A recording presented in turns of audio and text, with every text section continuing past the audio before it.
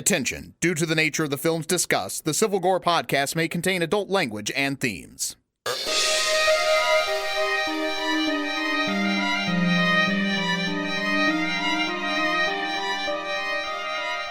Hey everybody, welcome to episode 25 of the Civil Gore podcast. Wow, we are 1/4 of a way to 100 already. Yeah, this is kind of an anniversary episode for us in a way. Yeah, and we definitely picked a good topic, which we'll get to shortly, for the anniversary episode. So hopefully you guys have been here since the beginning, because this may be just littered with a lot of in-jokes.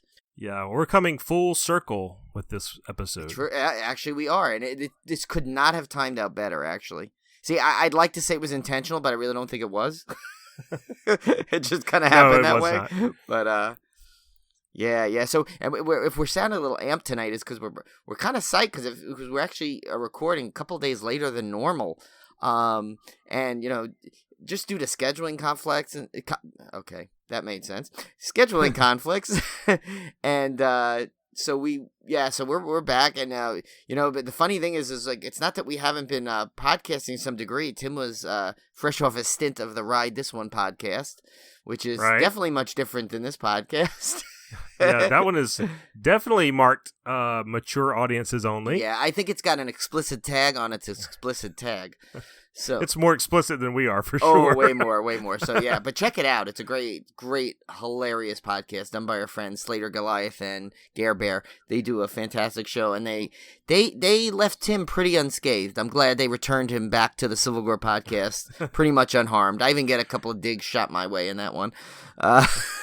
And then I briefly appeared on our beginnings, so to speak, on Coaster Radio. So they had their little live show last night, which was another more. So thanks, Mike and EB, another wonderful show they did. So we're back though now with Civil Gore. Yeah, the reason I was delayed is because I went down to a little town called Newberry, South Carolina, to watch the solar eclipse, which was really, really cool. I had a buddy of mine that I work with that is the president of the astronomy club, and met him down there. He had his telescope with his solar filters and all that, so we got to see totality. Really, really neat. Not horror related, unless you believe that monsters come out during the eclipse or that a giant wolf is eating the sun. Wait, they don't? No, actually, it's science. Oh, then what? I'm forgetting. Then I was all planning for the 2024 one. I'm not going to. Yeah, unfortunately, the apocalypse did not happen as planned, so we didn't see Cthulhu. But it was still cool. Well, you'll have to come to, because our area supposedly is going to be the totality zone, or nearby at least. We heard Buffalo and where our good friend Dan, the T-shirt guy, his house is supposedly kind of near the totality zone. So in 2024, maybe if Civil Gore is going strong, maybe we'll do a live report from the apocalypse back then, I guess. Yeah, that would be cool. So let's get right into it, because we had a big first chop this week. Yes. All right, so I knocked a couple of movies off of the old backlog this week. Somehow you did it. I don't understand. Somehow I did it. All your schedules and stuff, you still find a way. The first one was the counterpart to the one I talked about last week, which is The Two Faces of Dr. Jekyll. The other film on that double feature disc was called The Gorgon from 1964.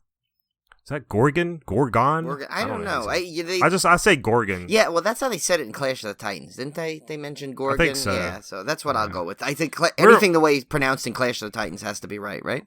I guess so. We're notorious for mispronouncing things, so if you haven't gotten used to that by now, then there's no help for it. Yeah, anyway. We were contacted by Jim Sido's estate to tell us we butchered his name a few times. But anyway, so this one was interesting because the Gorgon is not a traditional, horror archetype, I guess. It's more ancient. Yeah, it's more mythological, right? Yeah, more mythological. So I was kind of interested in this one, and it didn't disappoint. It was actually really, really good. Typical Hammer horror fare. You have a woman that's a Gorgon, basically with the whole snake wig and all that, and some of the snakes are moving, and it was really good. Did you have to watch it with a mirror, reflecting, so you didn't look? No, but they had that whole thing, and people getting turned to stone and stuff. If you liked if you like a different twist on a monster movie, because that's basically what this is, of a more mythological nature, then this one was a lot of fun. Because I enjoyed it just because it wasn't your typical mummy, Dracula, werewolf type thing. It was kind of unique in that respect. So check it out, The Gorgon. Yeah, that's cool. And if we ever do that film on the podcast, we already have the beer pairings. Anything from Stone, I guess, right? Brewing would be perfect for it. That would be perfect. And the other one, of course, was Dracula from 1931. I'm digging through my Dracula box set. That great box set that has all the original Universal Dracula movies. Still gotta get that one. And I've seen that movie dozens of times, so it wasn't really any revelations there. But I did get to watch the couple of the commentaries that were on there and some of the extras and stuff, which was really neat. Heard about some of the stories of some of the actors and the differences between the English and Spanish versions. I have not watched the Spanish version yet, but I'm looking forward to that one. It was funny, one commentary was very complimentary towards the Spanish version, and it also pointed out a flaw in the original in which they said that a prop guy had left a piece of cardboard on a lamp in one of the shots. And so he pointed that out as a mistake. The second commentary talked about how terrible the Spanish film was and pointed out that same mistake and said it was not a mistake, it was an intentional set design, that the cardboard was supposed to be there. It was put there by the character in the movie to turn the lamp into a nightlight. Interesting. So they argued that it was not an error. So it's kind of interesting to see the two commentaries battle back and forth. That's so funny too, because like, you know, I mean, like, what else do you talk about a 1931 movie? You know, in terms of disagreements on two sides, right? I mean, I get to picture like Siskel and Ebert back in the day, like going, "No, it wasn't that. It was intentional." You know, I don't know why I made them old misers like Statler and Waldorf, but yeah, you know. That's how I thought of them. Yeah, me too. That's why, I guess. And I'm going to jump ahead over my next topic because while we went up for the eclipse the day before, we headed up to Charlotte, hit Carowinds for an hour. Yeah, you had a busy weekend, I got to tell you. Yeah. And then we headed over to the Charlotte Comicon. Not much to talk about in terms of horror there. They did have some Walking Dead guests that had played zombies of various sorts, so I got to see some of those and meet some of those guys. But one of the cool things there was they had a representative from Warner Brothers promoting the new It movie. Oh, cool. And so they had red balloons with It on it. They had posters, which I got a really cool mini poster of the movie. They had some advanced screenings I could have gotten tickets for, but it was up in Charlotte, so my chances of me getting up there was just slim. Well, you weren't that far, though, at Carowinds, so.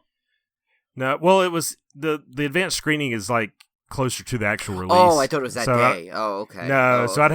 I'd have to go back up there, and it just wasn't worth the 7-hour round trip to see it a little early. Plus, you'd have to go to Carowinds again because you can't go by Fury and not ride it. So. That's right. Yeah, and then they even had a guy. It was actually a kind of a grown guy dressed up as Georgie. A grown guy.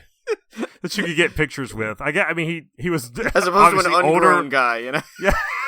He was obviously older than 6, I guess was my point. So I felt a little weird getting a picture with him, so I didn't do that. I did get a picture. If you look on our Instagram, I did get a picture of Jason. I saw that. That was great. That was really cool. Yeah, he was a little tubby for Jason. Maybe Jason's kind of let himself go a little bit.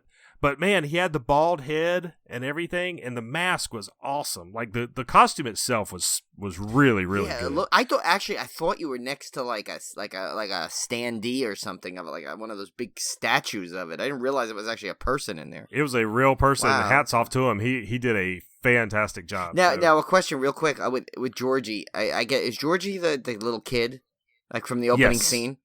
Yes. Okay, yeah. So he's the one in the raincoat, correct? Yeah, you correct. Usually don't want to really take pictures with grown men in raincoats like that because it's usually a flasher. Just, I mean, grew up in New York, so you know that's what they become. So I know. Yeah. Speaking of it, I'm attempting to read the novel before the movie comes out. It's so big. How do you? Oh my God, it's 1,100 pages. Yeah. I've got to read. I figured it out. If I start today, which I did, I've got to read. Well, Kindle doesn't have the page numbers, so I have to go by percentages. Oh, okay. So I'm going to have to read 6% a day to get it done. And I have the physical book on paperback, which is like I swear to God, this thing is like, it looks like it's like 10 feet thick. Because, yeah. Based on it's 1,100 pages plus. I looked it up. Yeah, it's rough. But I'm going to attempt it because I last read it when I was probably in my teens, late teens. So it's been a good 20 plus years. I think I have a better shot at if I just, and the funny thing is I did my audible.com like test thing, and I didn't really take much advantage of it other than to download the Dale Cooper Twin Peaks book, which by the way you have to get. It's awesome. So they had I should have gotten it on that because I probably could listen to it much faster than I could, because I'll have it on in the background on my drive to and from work, and I could probably get it to. Oh yeah, you could get it in. Yeah, especially if you. Yeah, I sometimes listen to audiobooks at double speed. Oh, I didn't even think about that. Yeah, I may have to just look into redoing my subscription for another month or so. And, I'm already planning. See, I was talking to my brother and sister-in-law because she wants to see it. She said she wants to see it, but she has to see it with me. So we decided we're gonna try and go to the Alamo Draft House, the one I told you about that we went to see Wolverine or Logan. Logan, and they have that really cool bar with the cool wax heads in it, and so we're gonna make it go there and then hit that little bar after, then do kind of like a beer brewery tour of Brooklyn, trying to do the full day thing like that. So I'm gonna look into that because I think seeing that at the Alamo Draft House is probably gonna be really cool. Yeah, I would try to. I'm gonna make every effort to pre-order tickets or do whatever I have to do. I see it opening night. Yeah, no matter what. Yeah, even if I don't see it opening night, I'm definitely got to see it opening weekend or week so we can discuss it on the podcast right away. So I'm probably gonna go this weekend. Actually, start looking into see about getting the tickets. I mean, they've probably already been sold for a couple of weeks now, but usually, I mean, unless it's Star Wars, you can usually get opening night seats a couple of weeks before still. And they'll have it on tons of screens because the promotion's so big. Right, so, right. I mean, you'll be fine. This may seriously be one of the biggest horror releases in a long time that I can remember. I mean, if you think of the hype for this film. They're anticipating a record-breaking, I don't know which record, but I had read an article, a record-breaking weekend for it. Maybe for horror movie or something like that. I don't know what the parameters of that are, but they're expecting big things. And I think the promotion was brilliant. Like, it's not over the top. It's just enough teases and stuff like that to get, even for people that haven't read the book or know anything about it, has got to be like looking at this thing and say, wow, this just looks like a really cool horror movie. But people that know any backstory to it at all has got to be going off the wall because it looks really, really cool. And it looks super, and from what I understand, they are now we've heard this before, they're toting it as one of the scariest films in decades and stuff, but this one, from what I've seen, looks like it really could be up there. So yeah, and I think the timing's good too because Stephen King's back in vogue.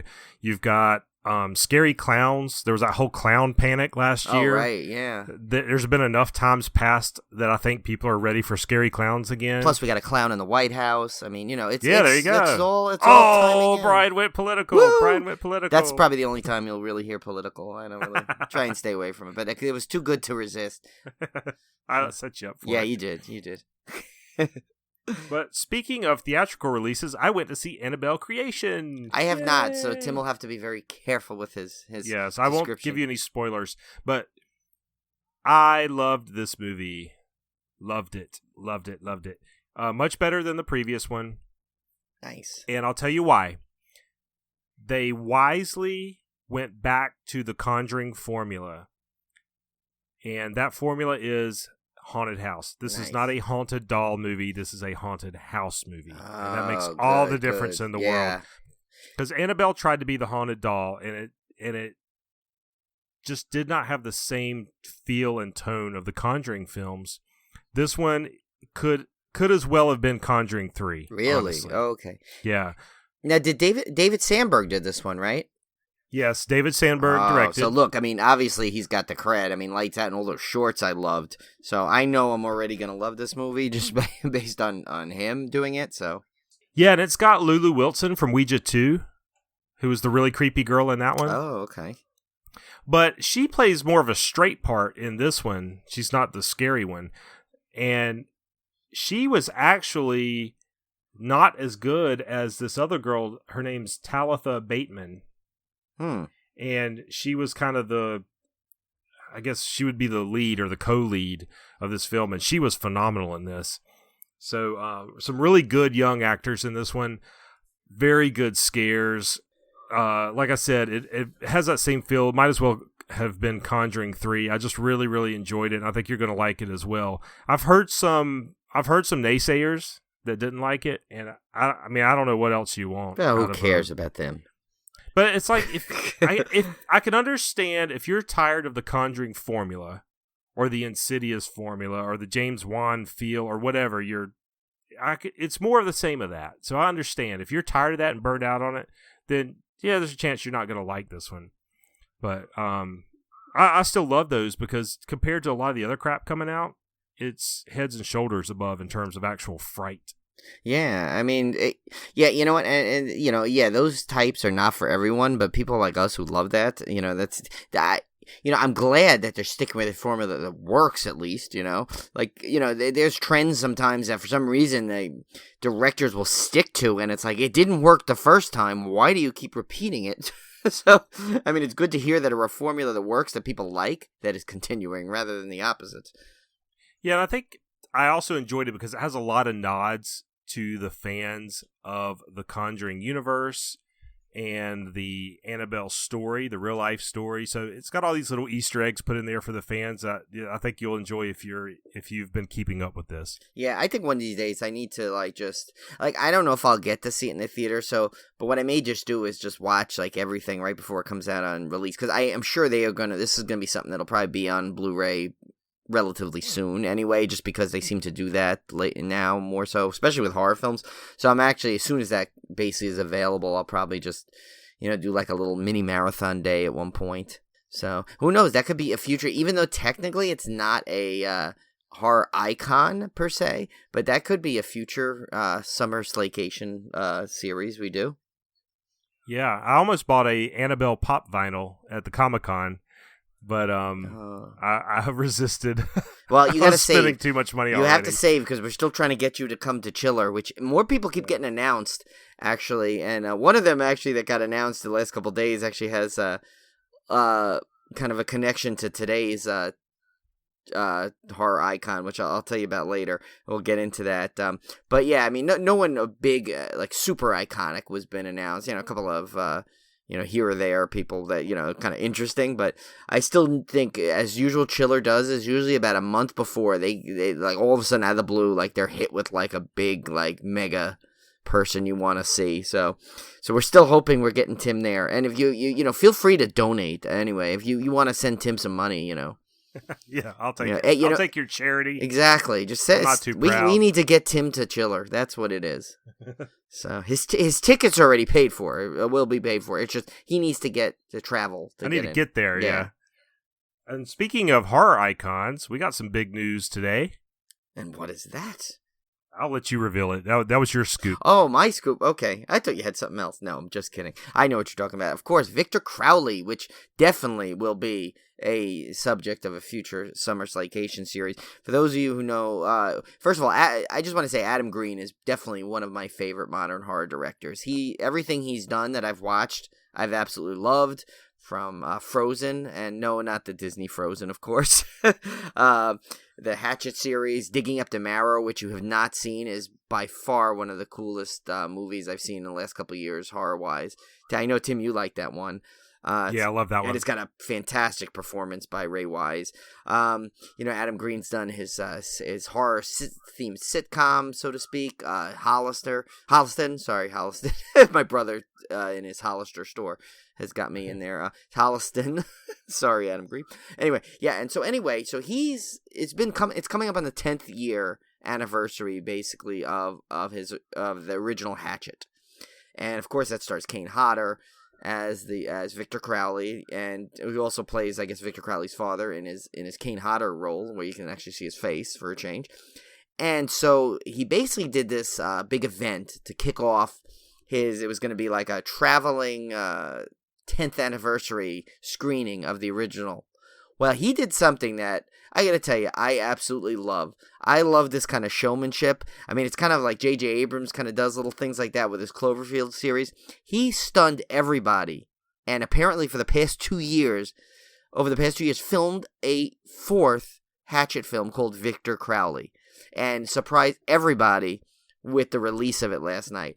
So now this 10th anniversary tour is showing this film. So there's going to be a bunch of one-night screenings of this through October, which I posted a bunch of stuff on our Facebook page today about it, and some Twitter forwards or retweets, I should say. And so you, as soon as I get the dates on those, I will guarantee you I will post it on our page, because I know I am going to do what I can to get to this thing, because I know Tim pretty much loves this series. I love this series. And I cannot wait, and I'm so ecstatic, this thing. And supposedly, I think it takes place, it's 10 years later in the timeline. I tried not to read too much of it. I saw there was a review of it. I don't want to know anything. I want to kind of go into this just knowing it's a sequel, and it's going to be great. And in fact, at one of my favorite shows, Impractical Jokers, Q, or in real life known as Brian Quinn, actually has a role in it, which has got to be funny. And I've watched that show for a couple of years, and he has not mentioned it, which shows how secretive this was. And also, Laura Ortiz from Holliston is one of the actors from Holliston is in this movie. And I think that original guy, I forgot his name, but he's been both Hatchet 1 and 2. I'm hoping there's some kind of cameo from Danielle Harris, because she's a big Adam Green. You know how like some people just have that, like David Lynch has his group and Tim Burton has his group. That Danielle Harris has kind of been put in Adam Green's group there. So hopefully she'll be in there as a cameo or something that they haven't mentioned. So either way, though, that is exciting news for fans of the Hatchet series. I am ecstatic. Cool. Yeah, I cannot wait for that. I'm actually working my way through the Hatchet series as we speak. Oh, you didn't see them all yet?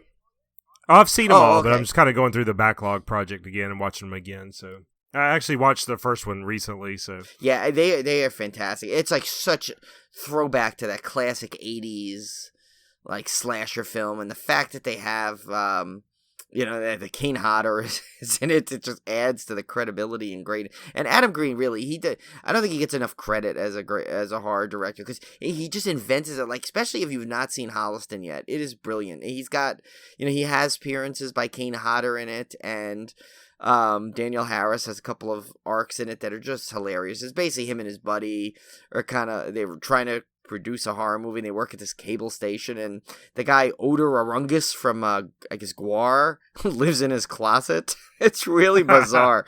But I have both seasons on Blu-ray, and I've watched it through. It is a fantastic series.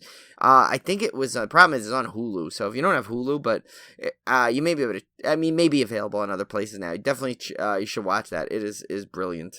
Okay, so we have a long dismemberment this week. Yeah, no kidding. Wow. We're going to do something a little different I thought up, and we are going to list a pick of the week. And this is going to be the release that we recommend as the good buy of the week. Or it may not be the cheapest, it may not be the most extravagant or the one with the most features, but it's the one disc or collection that we think deserves your money this week. I already know what my pick is out of this group. Yeah, and I already know what mine is, too. Yeah. It may be the same one, or we may have different ones, and that's okay, too. Yeah. So, let's get right into it, and when I get to my pick of the week, I'll mention it. Okay. The first one up is called Snapshot, a.k.a. One More Minute, a.k.a. about 5 other titles that I ran into. I love one was like the Night After Halloween. Oh, my or God, really? Like that. Jeez, what's that? Yeah, those AKA titles crack me up, because wasn't there the one that I ended up getting, like I was a teenage zombigazoid or whatever? Yeah. This one's from 1979, and I was trying to do my research and figure out what this movie was all about, because I haven't seen it. Right? So what I'm going to do is just sit here and talk to you about a movie I haven't seen. Well, I went to watch the trailer at work, and there was so much boobs in the trailer, oh my God. I had to shut the freaking thing down before I got reported to HR. Oh, no. Well, it sounds like this is obviously a movie I'll need to see. But there's more boobs in the trailer than in most movies. Wow. So, okay. If you want 1979 boobage, here you go. And who doesn't?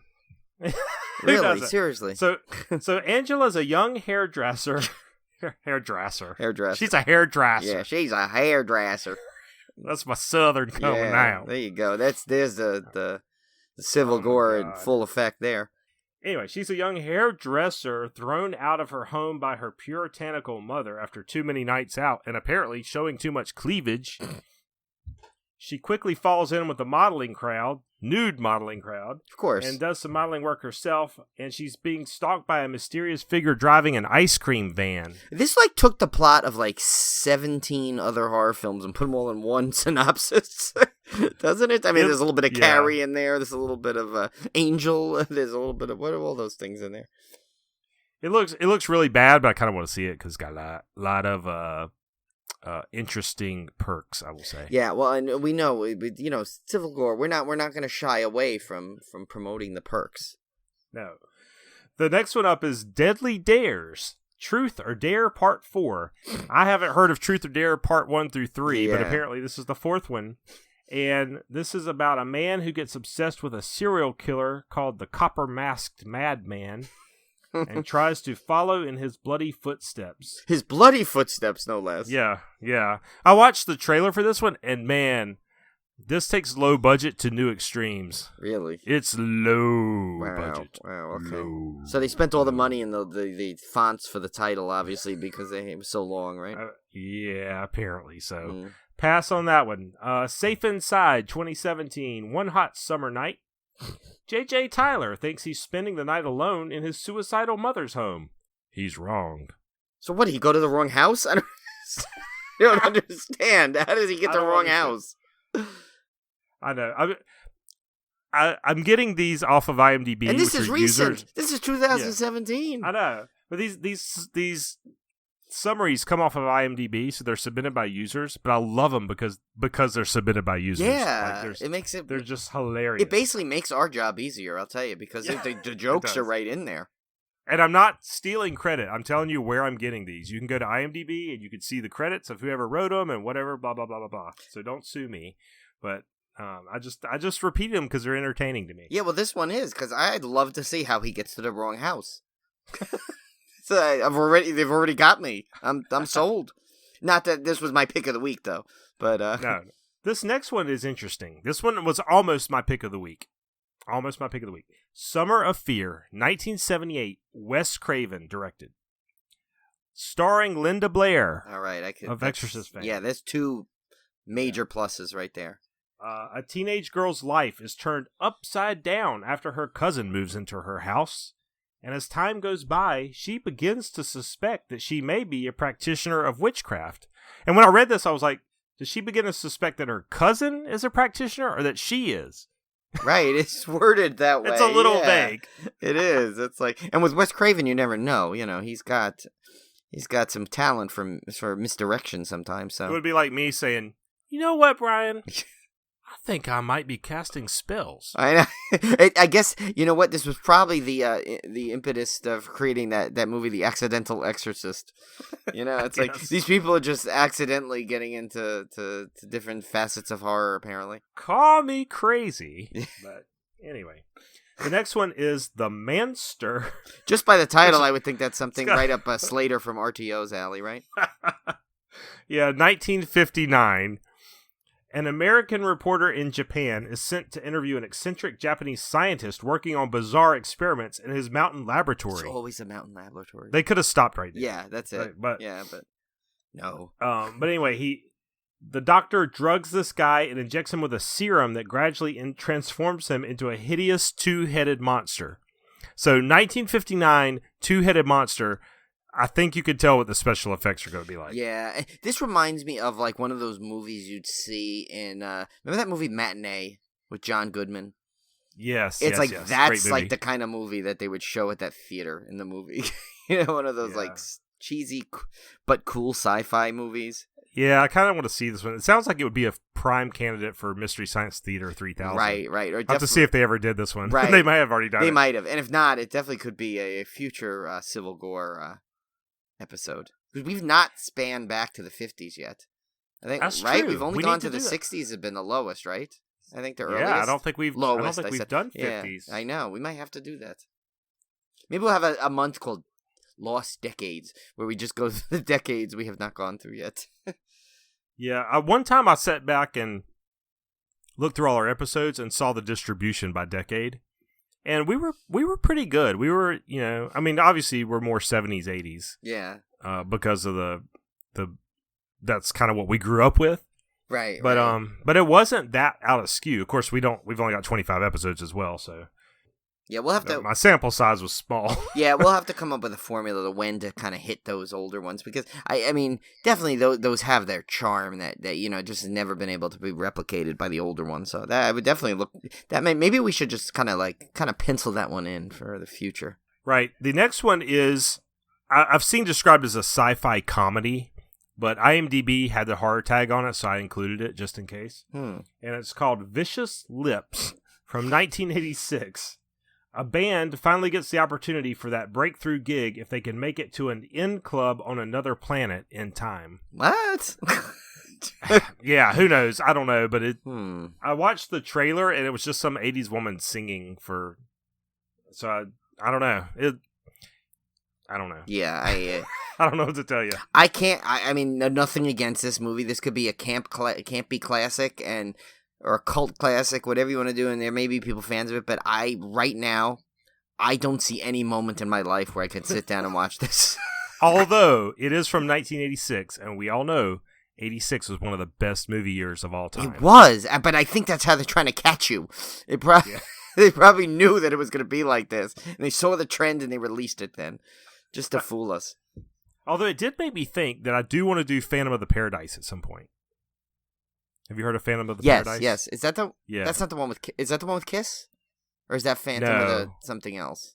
No, this is the one by Brian De Palma, directed and wrote it, and it stars Paul Williams, and he does all the music and stuff for it. Oh yeah, I think I might have been on cable. Yeah, a bunch. It's not really horror, because even IMDb listed as like a comedy fantasy. But I think we could sneak it in because Scream Factory did a collector's edition of it. So yeah, you know what? I think that listen, if Scream Factory does it, that counts enough for horror. I think we can stretch it. All right, and then the next one, because I'm not going to reveal my pick of the week yet. We must have the same one. We totally do. Okay. So the Originals complete 4th season, which is a television series. I did not know this was about vampires. It's about a family of power-hungry, 1,000-year-old vampires. I have not heard of this series. And it's already in its 4th season, so I must be living under a rock somewhere. But yeah, so I don't know. Oh, so just to go a little off our format here. So I looked up because it was driving me crazy, that whole Kiss Phantom thing. There's this Kiss Phantom meets Phantom of the Park. And I'm just going to read you this description real quick. It says, the tale of a rock band Kiss and their efforts to thwart a diabolical plan by mad scientist Abner Devereaux. Devereaux has found a way to clone humans into robots in his laboratory at an amusement park. So right there, that's got to get our attention. It says, it just so happens... sounds good. Yeah. And it says, it just so happens that he plans to uses the Kiss... That's how it worded. I apologize. That's how it words. It said, it just so happens that he plans to uses the Kiss concert as a platform to unleash his plan on the world. Kiss must use their special powers to stop him. Okay, I think I remember seeing this back in the day on cable. I need to now get a hold of this ASAP and see this again, because that sounds cool. But anyway, sorry to go off topic, but it was driving me crazy. We mentioned the Phantom of the what'd you say? Phantom of what? Paradise. Paradise. Yeah, so that came in there. So sorry, guys. Okay, we're back. All right, so are we ready for the pick of the week? Or you know what? Since we're good at stealing podcasts, things, we should maybe steal a little bit off of our good friends over there at Theme Park Families. We can go pick of the week. It's Brian and Tim's pick of the week. You know how Alex has his news thing. So yeah. Well, yeah, we'll have to come with a theme song. Or something. Yeah. So my pick of the week and Brian's pick of the week, so you know it's a solid pick. Yes, is the King of Horror Collection. This is a 4-disc set of Stephen King movies. It includes Salem's Lot, awesome miniseries. Yes. The Shining, classic. Cat's Eye, maybe not a classic, but still a solid anthology. And It, also a great miniseries. Yeah. So You're getting 4 great Stephen King movies in one package. Now, do not go out and pay retail for this. No. Because I think it retails for $40, and you can buy these for less than, some of these you can buy for less than $10 a pop. Yeah, I think we did, in fact, right? Didn't we? I think I know I got it for $9.99. I think I got Salem's Lot and Cat's Eye for $9.99. Shining I had already, but I think it was around that, maybe like $11.99. So yeah, I have, and these are like 4 of my favorites. I've seen Cat's Eye and It as low as $8. Yeah, oh, true. Yeah, they did have a deal on it a couple weeks ago. Yeah. I saw. So don't pay retail, but I've seen Amazon selling this for $25. So for that, it's definitely worth it. If you don't have these titles already, right? It's a great way to pop 4 great Stephen King titles into your collection just like that. Yeah, so. And I think Tim and I both have all 4 of these. So, yeah, and I know, like, I think actually the funniest thing is It was my last holdout, the one I didn't have that I gotten earlier in the year. So, but yeah, I mean, what a pick of the week. I mean, if you think about it, you can't go wrong with any of those movies. And for theatrical releases, nothing. Again, with the crickets. Again, nothing. Yeah, well, it's end of summer. Right. Yeah, the horror movies are holding out for the fall and the Halloween season. So yeah, it's not. And plus, you know what? You had Annabelle, and with it coming out pretty much still technically September is still summer if you want to be technically nerdy, right. Weather, whatever you want to be. It's September 21st. So when you got Annabelle and It. Those are 2 pretty much guaranteed films to get to. You really, what other horror movie is going to really stand up to those? So it's probably wise to just wait at this point till October. And October's got some good ones. I mean, you got the Leatherface. You have there's another one. You have a new Saw coming out. Yeah, right. Saw's coming back. So which the trailer looked pretty good for that one. Yeah. The new Saw is just called Jigsaw. It's not a numbered entry in the series. And we saw the trailer before it. And, I mean, gosh, the trailer before Annabelle, sorry. And looked pretty good. Yeah. I kind of want to see it. It's funny, though. You notice how horror movies will do that when it's kind of like, when they know they're like getting to the end of their run or they want to, kind of reinvigorate their series. They'll take the main person, and that's the name. Like, look, even Adam Green did it, right? His 4th Victor Crowley, Victor Crowley, or, Leatherface, it's great. And it does look like a Saw movie. Let's not, try to pull the wool over anybody's eyes. It looks like the next entry in the Saw movies, but I still want to see it. I'm curious to see what they'll do. I'll tell you, that's a really good month for power tools based on horror movies. I mean, because think about it, you got Leatherface with his chainsaw, you got Jigsaw with his, all his should implements. Be sponsored by Ace Hardware. Seriously, right? Home Depot's probably gonna Leatherface brought to you by Home Depot. Yeah, there you go. See, look at this. We come up with these great ideas, and nobody pays us for right them, ever. Do we never get any rewards out of it? Not a dime. I tell you. But anyway, so on to the movies where we're not going to do. It's a little different. Yeah, little different. So. Our previous Summer Slaycation, we focused on the first entry in the franchise, and then the second part, we've focused on the remaining films in the franchise. Well, there's 2 reasons we're not doing that this time. The first reason being, we've already covered the first movie. Right. The second reason being, this is a huge franchise. Right. And it's going to take 2 parts to cover all the films in it. Because Yeah. we're talking 10 films, Right. I think, total. Yeah, I mean, can you imagine saving the other 9 for a second episode? It's ridiculous. First of all, like 4 hours long. Yeah, you guys would be probably asleep by the time we got through half of them. And yeah, so this is good. I mean, we broke it up kind of odd because we're in the middle of and if you haven't guessed now, by the way, we're talking about obviously Michael Myers and Halloween. If you haven't guessed from all the previous 3 and based on now that we said there's 10 in the franchise, so basically yeah, but So yeah, and it's funny, we're breaking it up in a kind of a weird spot if you think about it. Ideally, it would have made sense to kind of finish that little 4, 5, and 6 in the same. Yeah, I thought about that. But you know what? 6, basically there's 2 versions of 6, so I plan to watch both by next week to really give a good comparison. So yeah, so maybe it'll work out in the end. We'll still give you all the great content. I mean, basically we ended up having to cover 9 movies. 10 if you count 6 as 2 different versions. Right. But so we decided to split it 4 and 5. So we're going to cover 2, 3, 4, and 5 tonight. And we will cover 6, H2O, Resurrection, and the 2 Rob Zombie remake remakes in our second part. Right. And just so you know, I know there technically, are two versions of Halloween 2. You can't get, as far as I know, the theatrical version, right? I don't think can you get that anyway? The theatrical version of Rob Zombie's 2. I mean, I want to say that his director's cut is the only version you can probably get, I guess legally. I mean, there may be bootlegs out there of his other one, but that may be accurate. And plus, the differences between them are not as big as the differences between 6 and the 6 director's cut. Right. I mean, those are huge. There's a huge difference between the original 6 and the director's cut version. So that one is kind of worthwhile. It's not just a couple of extra, 2-second scenes or anything. Yeah, no, there's a whole, literally plot change to some degree. So, yeah, I mean, I guess it won't matter. So just to let you guys know, we will be reviewing the one we have on home video, which will be the director's cut of Rob Zombie's. Right, and both Brian and I have the big, nice Scream Factory box set, which is just awesome. Yeah.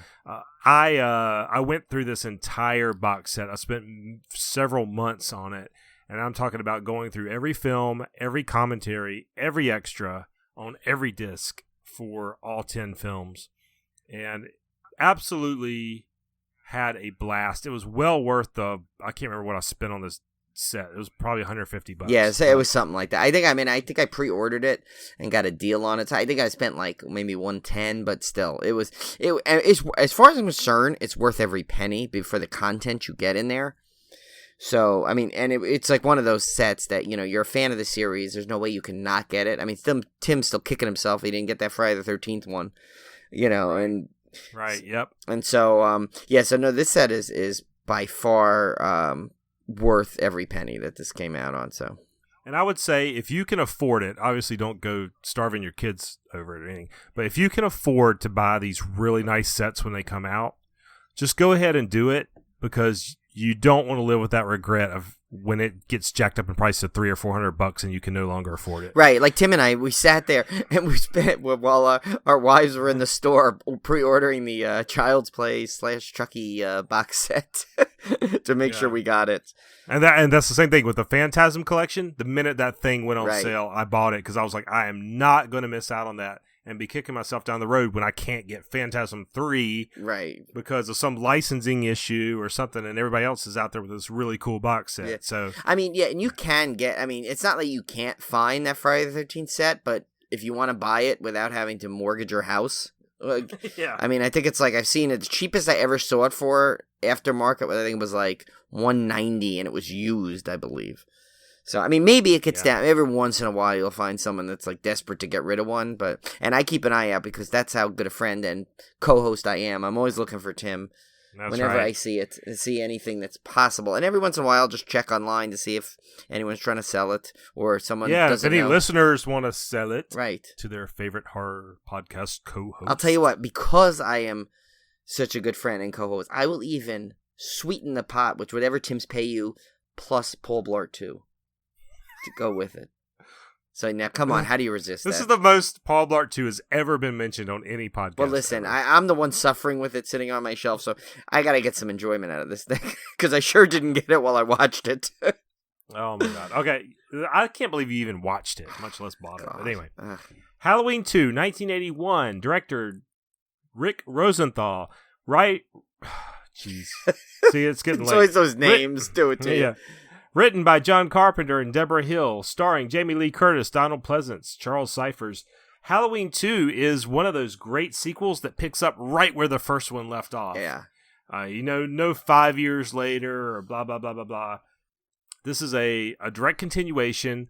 Poor Laurie Strode, traumatized by her run-in with Michael Myers. She's in the hospital, and Michael Myers heads over to the hospital to finish the job. Yeah, and she doesn't really, it's funny, because she doesn't speak much, from what I remember. I mean, she has a couple, little lines, but, she's so verbose when you think about it, and very intellectual in the first Halloween. This one, she's kind of, not her own fault. She's kind of traumatized and drugged up half the movie. So, it's kind of weird to see her not as talkative and intellectual in the second one. I think that's why I don't like this. It's not that I don't like this sequel. because I do. I think it's one of the best horror sequels ever. Right, I agree. But I think they missed an opportunity not having Laurie Strode play a role more like her role in the first one. Right, yes. I thought she could have been stronger. I thought she could have been, a little more engaged, I guess is the word. But still, terrific movie, very scary. They used we're going to get talking about the masks in all these movies, because the mask for Michael Myers has never been equaled from the first one. No. Well, actually, the first two, because they used the same exact mask in part 2. In fact, I would say that the 2 is the creepiest version of it. Yeah, I would agree. And they've never been able to replicate it, so you'll hear me obsess about the mask as we go through these movies, because it really pisses me off. Yeah, and can I ask you a question now? I mean, I know we'll get into it later, but why? Why could they not replicate it? I don't understand it. You've got all the... I mean, it's not like this thing was filmed where it was like used by like some kind of special material that doesn't exist anymore. I mean, for God's sake, it's with the way they can replicate anything nowadays, how could they not get the mask even close? And it gets worse as the series goes on. Just sculpt the damn thing like it was in the first one. Exactly. Like, you can't have you make action figures and you sculpt the mask the right way on an action figure. You can't sculpt a real mask that way. Yeah, I mean, I don't understand it. Yeah, I mean, and I know Tim and I will just get more and more heated when we discuss like 4 and 5. I'm gonna get pissed off of it. Yeah. Oh my gosh. But anyway, we'll get there. Yeah. You're in for a treat when I get to that. Oh, subject. yeah. But anyway. So, Halloween 2, great sequel, because it literally just brought everybody back, and you just putting them in a new setting. Now, my wife got traumatized by this movie as a youngster. So she was a kid. She accidentally or somehow inadvertently watched this film. Not even the first one. She had never seen the first one. She saw this movie. And it has scarred her for life. She refuses to watch Halloween 2. She will not watch it. Wow. You can't make her watch it. She intellectually knows that it's probably not that scary. Right.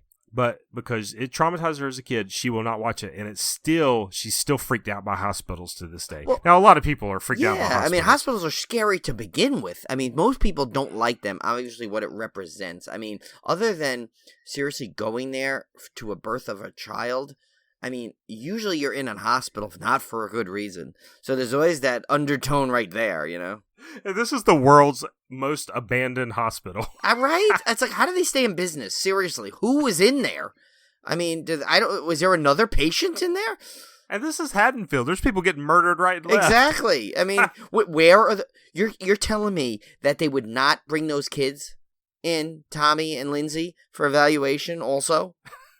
I mean, granted, they're running around. The children's wing is down the hall or something. I guess. Well, the baby wing is in there because I know there's children. Remember? Because I think the nurse, that one nurse who runs late and it doesn't do her job at all and ends up going into the hot tub. I mean, she's in the baby wing at one point, she looks. So, and apparently this is also a hospital with only one doctor, who has the most obnoxious doctor name ever, Dr. Mixter. What the heck is that? It sounds like a Teenage Mutant Turtle villain, doesn't it?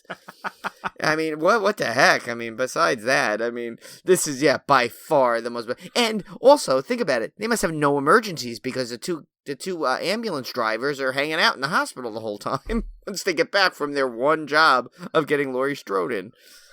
So, yeah. But anyway... But we love this movie. It's just fun to nitpick on it. I mean, but yeah. It is fun to nitpick on it. But, I'm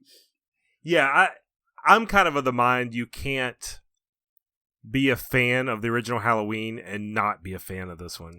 Because it's a good point. It's the only film in the series that really matched the same level of quality as the first film. 1, 2, 4, and 5 are kind of seen by fans as kind of the quality... That's where the quality movies are. Those are the 4 core. Right. But 1 and 2 kind of go together as a set. Right. I mean, 4 and 5 are good, but they're in a different type of way. Yeah, but they're not anywhere close to this. Yeah, no, they're definitely a major step down from 1 and 2. But anyway, it's not a very complicated plot. Obviously, Michael Myers enters the hospital looking for Laurie Strode, and death ensues. Some great kills in this one. Very creative, Mike. Very creative, yeah. And you know what? you may want to, at first you say, well, okay, like, Michael Myers has always been the joke about how did he learn to drive? How did he learn to do anything? He basically was catatonic and as from a child to this. But if you think about it, okay, he was obviously in a hospital. He obviously, some of these kills make sense that he may have witnessed the use of needles and blood drips that he does to that one nurse. Like, he may have seen that where he was. I mean, he was at a mental asylum. God knows what kind of treatments they gave these people. Oh, right, yeah. So that makes sense.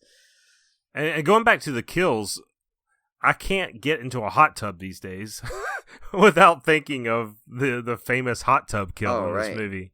Maybe if you got in with Pamela Shoop, you could be. It might be easier to get in there, but then you may freak out again. But But yeah, so I don't really know what else to say about this movie. It's a great sequel. It's more of the same, but that's a good thing in this case. Yeah, and it takes place in a creepy abandoned hospital. Right, that seems has no proper lighting. Which I'm kind of surprised that more movies have not used that as a backdrop. Well, actually, I mean, there's been some. I don't know. There's been some. Yeah, there was one actually I read called Visiting Hours. Supposedly ripped it off, like almost like even in the music, supposedly. Right. And that's the one. artwork. That's the first one that came to mind. Right. But, was Visiting Hours, which the poster even scared me as a kid. Right. And I'll tell you, here's a funny thing here. Lance Guest, I put on the rundown as being in the movie, which, obviously people may know him from the Last Starfighter fame. But there's an interesting Halloween connection through each of its own film. So here's the thing. Nick Castle played Michael Myers, or the Shape, in the first one, right?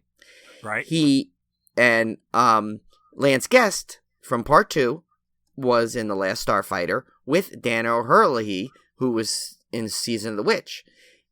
And both those two were directed by Nick Castle for The Last Starfighter. So talk about a little funny synergy there going on. I think that's really hilarious. And that each of them had their own films. So it's 1, 2, and 3. And they all came together to form The Last Starfighter.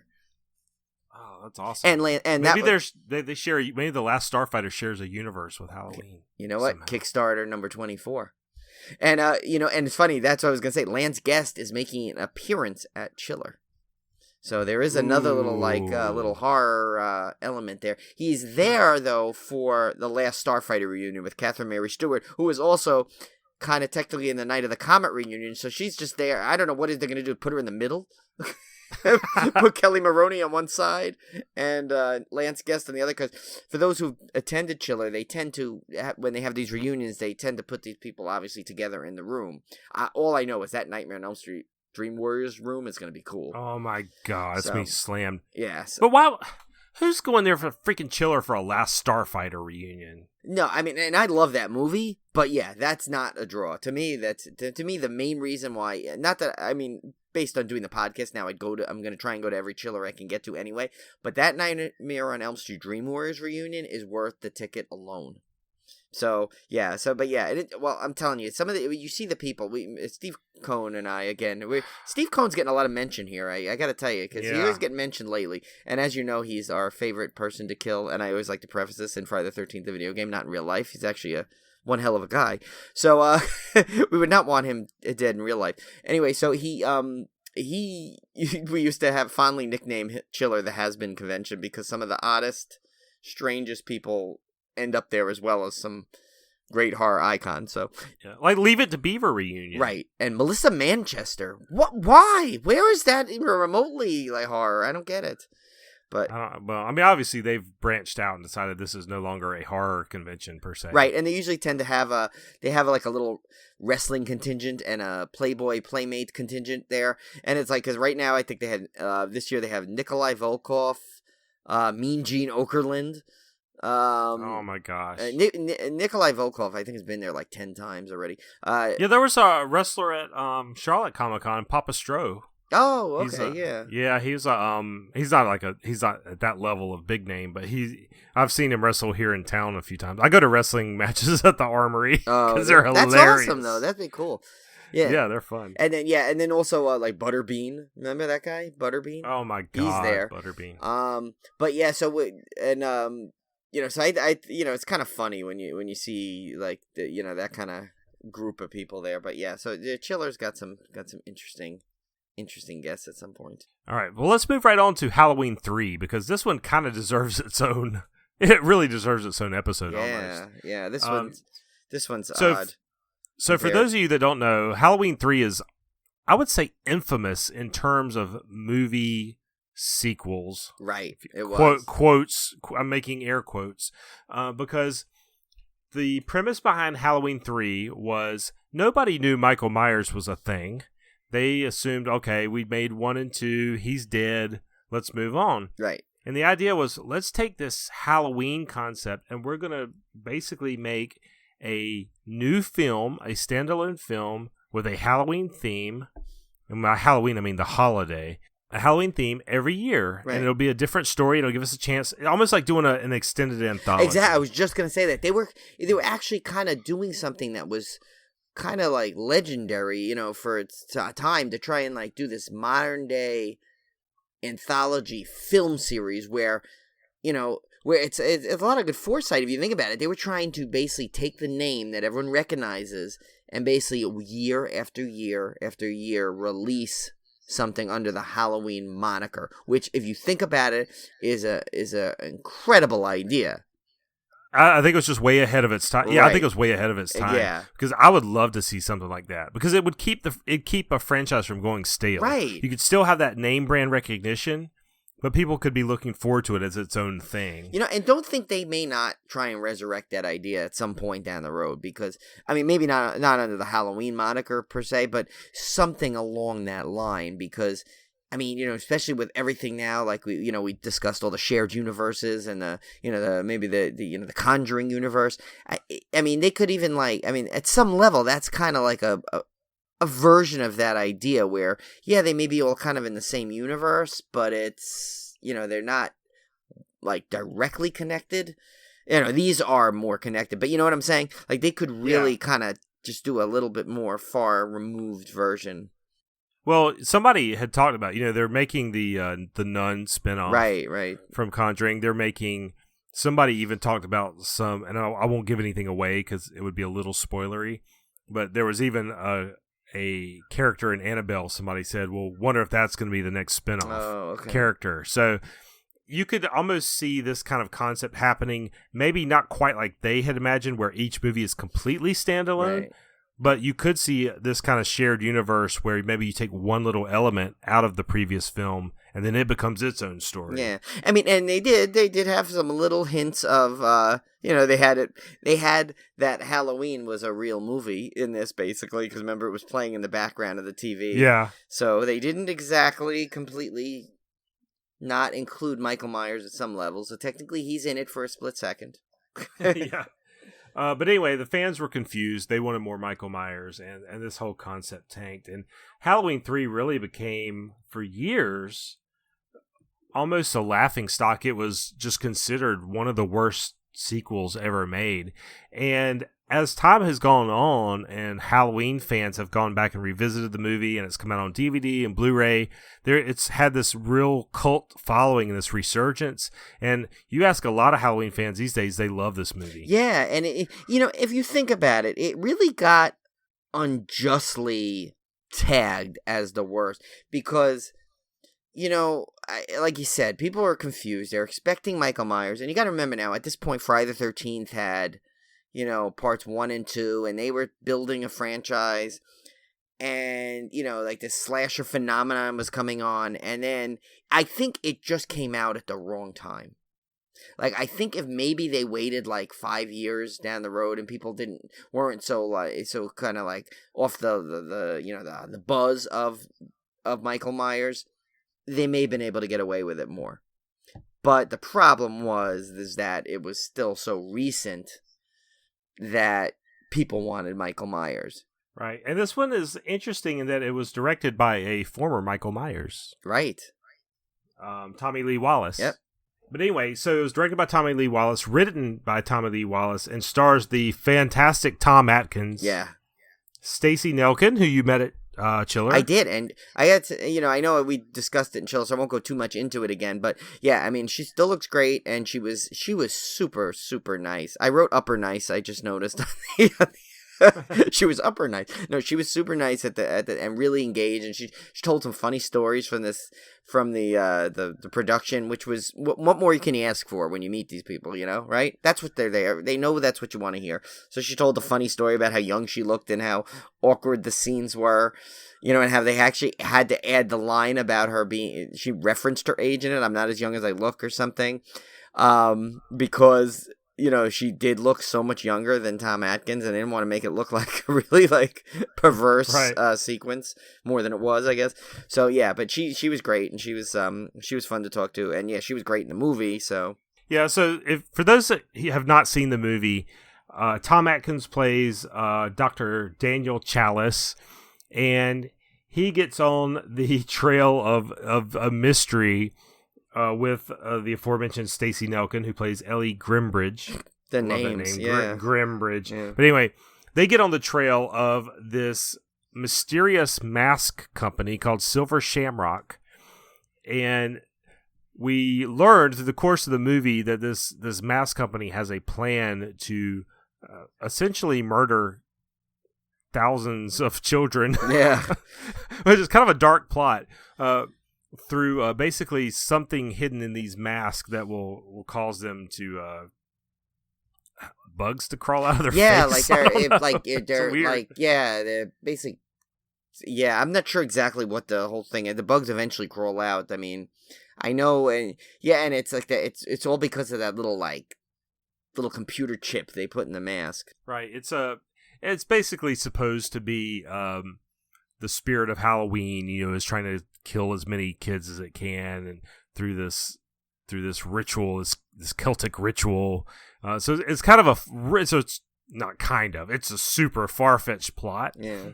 But there's something really creepy about this one, and something that captures that Halloween spirit, I guess, with the whole mask thing. And then of course there's that crazy Silver Shamrock song that will get stuck in your head. Oh my god, yeah. And who doesn't know that song? It's if you've seen that movie, you have the whole song memorized, and it's almost comical to kind of start singing it around your friends and stuff. Yeah. Now, this movie, not the movie, but the trailer scarred me for life. And you guys can go look on YouTube. Look for the Halloween 3 teaser trailer. Yeah, the teaser. Now, because the other one is much different. Yeah, no, it has to be the teaser. And basically you've got this the Silver Shamrock song playing, and then you've got I can't remember if it's a song playing or what. I think some kids laughing and stuff in it. It's kids laughing, that's what it is. It's kids laughing. And you see this shape, and you can't quite make it out. And I remember as a kid, I remember this clear as day. I walked into the living room, the TV was on, I see this white shape, and I hear these kids laughing.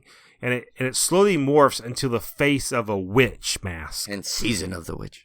And it is scary. Go watch the thing on YouTube. Yeah, and then doesn't something come out? Like a spider comes out of her mouth? Yeah, a spider crawls out of the mouth. Now imagine me. I am 7 years old at this point. Almost 8. About to turn 8. And I see this on my television. And I have no clue what this is. So it terrified me. For years, I would not watch this movie because I associated that trailer I had seen with this movie, and it scared me. So when I watched this for the box set, I could not remember a thing about this movie. Yeah. I had seen it at some point as an older kid, but I could not remember anything about it. And let me tell you, the first time I watched it, I hated it. I thought it sucked. Same here. I was upset because, everyone at the time, you're like, where's Michael Myers? Why is this Halloween? I even knew Michael Myers was not in it. I knew this was a standalone film, and I hated this movie. And I'm talking, this was last year when I watched this. And I was sitting there going, I've got to watch this damn thing 3 more times, because it had 3 commentaries on it. At least Curse 2. Of the Backlog Project. Yeah, possibly 3. I was like, I don't know if I can do this. I literally do not know if I could sit through this piece of crap 3 more times. And so I watched the first commentary, and it was so entertaining. Hearing all the stories behind it. I think Tom Atkins was on it, and he's telling stories from the set.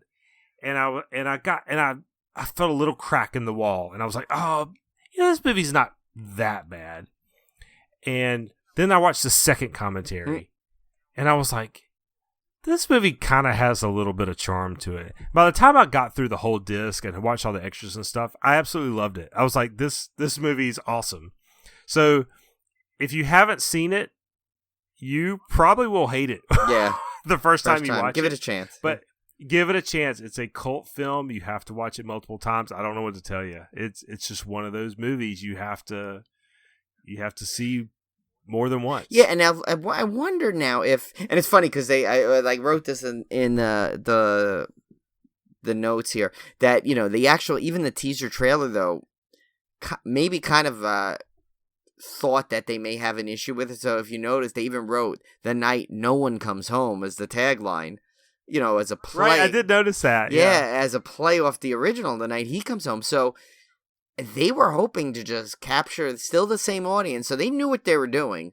They tried to say, well, okay, we'll get that in. People see that and they'll come to see it. And then, okay, then they'll find out there's no Michael Myers in it. It's like a bait and after switch. We got their money, we'll... But now I'm wondering if they would have been better off if they just named it Halloween Season of the Witch. Drop the 3. And I wonder if that little bit would have changed people's look of it. Yeah, because Halloween 3 implies a sequel, right, which implies a continuation of story. You're almost false advertising right out of the gate. Right. So it should have never been Halloween 3. I think that, if there was, and I bet they'd agree with me too. Even call it Season of the Witch, right, a Halloween tale or something, Something, yeah, here's a perfect example. Look how Star Wars does it. I mean, even though it's so funny, even modern day, there's still people that come up and say, like, well, why? Like, I thought Rogue One was going to be the continuation of the other one. I'm like, oh, God. Yeah, but but look how they did it. Rogue One, a Star Wars story. They, just so no one's, they do everything they can to try and tell you that this is not going to be continuation of this story right now. It is not episode 8. So. Yeah, but if you haven't seen Halloween 3, definitely give it a shot because, and don't go into it trying to compare it to any of the other films. It's completely standalone movie, but it's just such an odd movie and so ahead of its time. Yeah, I believe. I think so too. Plus, you have the Stacey Nelkin doesn't look so bad in that either. No, and Tom Atkins is freaking awesome. Yeah, he's great in whatever he does. He's one of those actors that, like, he's one of those actors that you can't help but like his movies. No matter what he does. And what's funny is even in the commentaries, like they were all laughing about how he's such a freaking playboy in all these movies. Like he's like the player, man. He's the guy. Yeah, and of course he's got the exact look for it too, right? Of course. Yeah, exactly. He's just the man. Tom Atkins is badass. Oh, and here's another funny little stat too, because Dick Warlock played one of the assassins in that movie, and he of course played Michael Myers in Halloween 2. So there's some connection. And there's if you guys remember way back, our trivia question, Nancy Keys, or Kaya, I don't know how to pronounce her name, but why do we even bother to try? Yeah. As we mentioned earlier, she was technically the only actor / actress that has been in all the first 3 Halloweens. So that was our trivia question. So she plays Mrs. Chalice, which is Tom's wife. Yeah. So yeah, this guy's married, by the way. But I think he's not like really, it's not a true cheating on her because they are estranged or separated to some degree, but yeah. But he's such Tom a player. Atkins. Oh my God. I tell you, we'll have to get him on the show one time. All right. God bless him. Yeah, Tom Atkins, if you're listening to Civil Gore. Of course, how could you not? We've just promoted you to more than you've ever been in the last 10 years. Yeah. Which brings us to Halloween 4, the return of Michael Myers. So, obviously, when Halloween 3 tanked, they realized that the audiences wanted Michael Myers back. So, they went and produced a true sequel. Right. And I have to tell you, kind of like you mentioned the third, the Halloween 3 teaser that got you, that freaked you out. So, this didn't freak me out, but I still remember there used to be this, I don't know what channel it was, but there used to be this show on Friday nights on Cablevision where it was like a half hour and it just did movie trailers. And I don't remember what it was, what channel or if it was on a regular channel and you just had an episode, but it was something called previews or something. And I remember when with some really cool trailers I would see on there, but this one I remember I was sitting there watching this, and all of a sudden they did that trailer where it scrolled up and it says 10 years ago, and I'm like, oh, what's this? And when I saw that it was a Halloween movie bringing Michael Myers back, I almost fell off the couch in excitement. I was like, yes, because it's like the last thing I remember was, at that point, much hated Halloween 3. So the fact that they were bringing him back after 10, I was like ecstatic. So I remember that trailer psyched me up. And so go check out that teaser too, which is really cool. If you've never seen it, because, sometimes you sometimes just miss the teasers. Most people remember the actual full trailer, but this teaser was brilliant. So go back and check that out if you haven't seen it yet. Right. So this one was, as Brian mentioned in the rundown, was originally going to be a standalone film, just like Halloween 3. But, of course, they brought Michael Myers back because they realized that that's what people wanted. And it takes place 10 years after the event of Part 2. And this one begins what fans call the Mark of the Thorn trilogy, which is 4, 5, and 6. So 4 and 5 really kind of go hand in hand because they're both... 5 is a direct sequel to 4, as much as 1 and 2 are. And so I always kind of looked at 6 as kind of a little bit of a separate entity. It was a little bit, because it was separate enough at some ways, and it was, although it did have the debut of Paul Rudd, which is, there you go. That's who true. I've met in person, and he's an awesome guy, Oh, cool. But this one, of course, includes the great character of Jamie, played by the great Danielle Harris. Now, I remember when I first saw this film, and I don't want this to sound weird because it wasn't like a sexual crush, but I kind of had like a little bit of a crush on Jamie in terms of, because I was only 13 when I saw this, and she was 11. But it was more of a kind of a like kindred kid spirit type thing. It's kind of the same thing I felt about Corey Feldman in the Friday 13th. It was like, I thought it was just super cool that there was a kid fighting this villain. And she's so awesome in this role as a kid actor. She is really good in this. And I think I wrote it somewhere. I'm like, she was better than about the majority of the acting chops that you get in horror films. You could stand her up as a child up against some of the premier actors and actresses in horror films. She was that good, in my opinion. Right, and even in the commentaries, they talked about how awesome it's funny. I wrote that too. I found that I didn't even notice it. She's from Plainview, which is about 10 minutes away from where I live now and where I grew up on Long Island. So for all I know, I may have walked by her 50 times. I don't know. But and it's funny. I know another thing I noticed. It's funny that you said she was like Corey Feldman. Some people compared her character very similar to the Tommy Jarvis character in a way how she started off as a child. She kind of got traumatized and a little bit like psychotic from the experience of a mass murderer chasing her, and how they even said how how Tommy in Friday the 13th A New Beginning never really spoke much. And Jamie didn't even speak much for the first of Part 5. And then, obviously, it kind of went off in 6. And, how in 6 she was, nowhere like Tommy in his 6.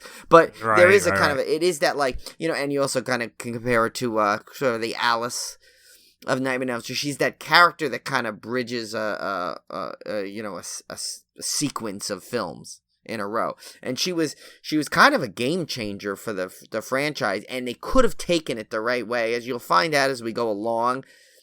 I don't know. I wouldn't want to say they misused her. I just don't think it progressed the way it should have.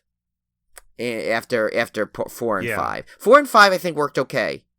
Once they got to 6, it kind of just, as we'll get into next week when we do 6, it just kind of deteriorated the momentum they had going, I like to say, but we won't get ahead of ourselves. Let's stick with 4 right now, as we're back on 4. So as we said, Danielle Harris plays the niece of Michael Myers, daughter of Laurie Strode, named Jamie. By the way, did you notice why they named her Jamie? It was an homage to Jamie Lee Curtis, actually. Her name was Brittany in the original script. Ah, cool. Okay, there you go. Little. But anyway, this was one of those sequels that establishes, just like Brian was mentioning with the Tommy Jarvis character, establishes a major character in the franchise. And like I said, I had that connection to her because I was a kid too. So I just thought it was super cool that you had a hero that was a child and also was a girl, because this was before all the girl power stuff. These days it's very common to have heroines in a lead role. But, and of course, and most of, obviously horror movies did too, but they were usually grown.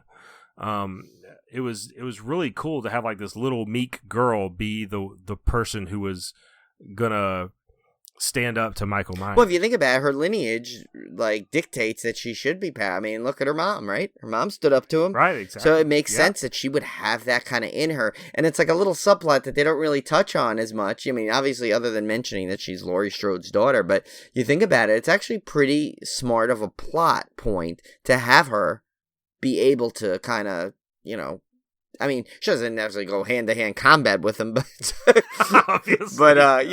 she does stand up to him at some level. So yeah, I just thought, I don't know. I guess I just remember thinking that when I first watched these films, I just thought that was just so cool that that they had gone this route. And she's so good too, because here she is this cute little girl, and and you feel bad for her because she's obviously.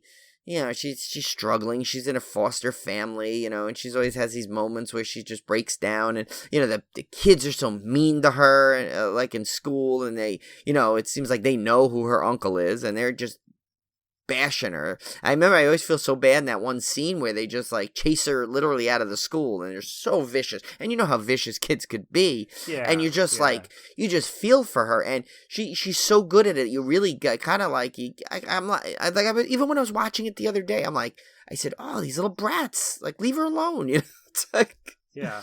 And even she gets tormented by, as I was going to mention, obviously Donald Pleasance returns as Dr. Loomis, and he's a freaking asshole to her. He doesn't have any sympathy really at some level. No, even more in 5. Oh, right, yeah. I mean, he doesn't want her to get killed. He definitely is protecting her at some level, but it's but he's tough so love. Brusque with her. Yeah, it's he's so abrupt with her, and he's oh my God. We'll get to it in 5, because when she goes psycho and catatonic and mute and everything, and he's basically there's a scene where we'll get I'll get there.